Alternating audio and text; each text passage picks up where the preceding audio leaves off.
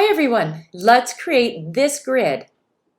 First, it's really important to make sure that you have looked through W3 schools. These links up here direct you to these pages. Right here are the 3 links. And these 3 pages are what I'm referencing in this video and what you should be referencing to learn this. There's a lot of different ways to do grids, and I kind of think W3 schools may not be the perfect way, but it's a really good way to sort of show you how to do it step by step. But you've got to read everything from the top to the bottom and make sure that you're understanding what all of the different terms mean. Down here at the bottom of the intro page, we've got some of the properties that are listed so that you know, for example, grid template columns, we're going to be using that. You know that that specifies the size of columns and how many columns that there are in a grid layout. So let's go ahead and start this. I'm going to create a div because I need something, an element here for a container.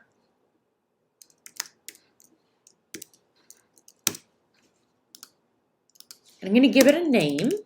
Oops, come back. I could call this container and I could call this parent. So let's kind of just go through that really quickly. They're the same thing. They're just names. Parent is the container, sort of like with Flexbox. In past Flexbox lessons, we've called it parent, and then we've called the items inside of it child. W3 Schools calls them container and items, and I'm going to follow along with their naming methodology just so that if you're looking at W3 Schools, it's not confusing for you. So div class, I will call this grid container, and inside of this I have some items. So I'm going to call those grid item.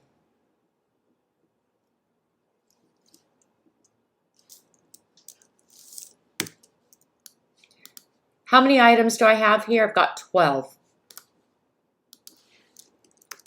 1. Copy, paste it, call this one 2.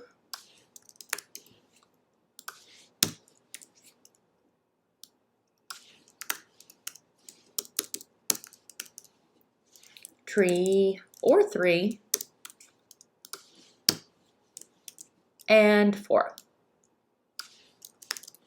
I'll start with 4.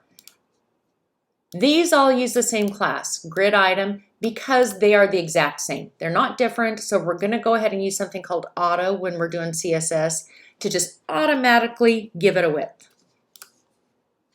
So save that. Let's go into our CSS page. Style sheet, and the first item, the first selector that we need to give a rule to is that grid container. And we need to tell it display grid. So the container knows what to do, sort of like when we were doing display flex, but this one's a grid. Grid template columns. 4 columns, I want them automatically set up and to be responsive. So I'm going to let the browser do all the work, and I'm just going to put in here auto, column 2 auto, column 3 auto, column 4 auto.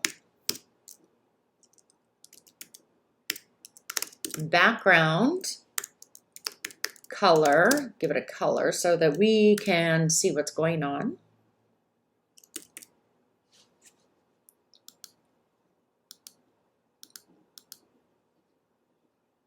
Try this again.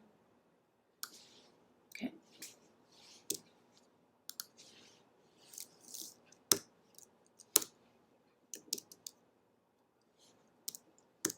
There we go. And padding, so that we're not buttoned up next to the edge.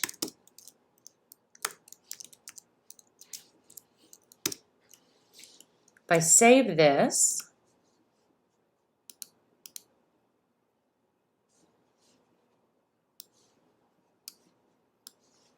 okay, so I've got a grid there. Whoops, let's go back. I've got a grid. It's not really doing what we want it to yet, but it will.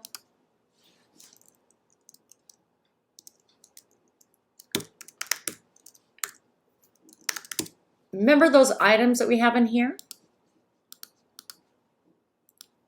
So what I'm going to style next, it's this guy right here.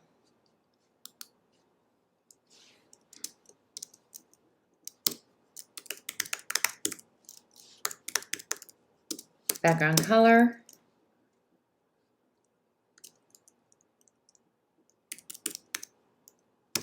Light gray. Padding, 20 pixels.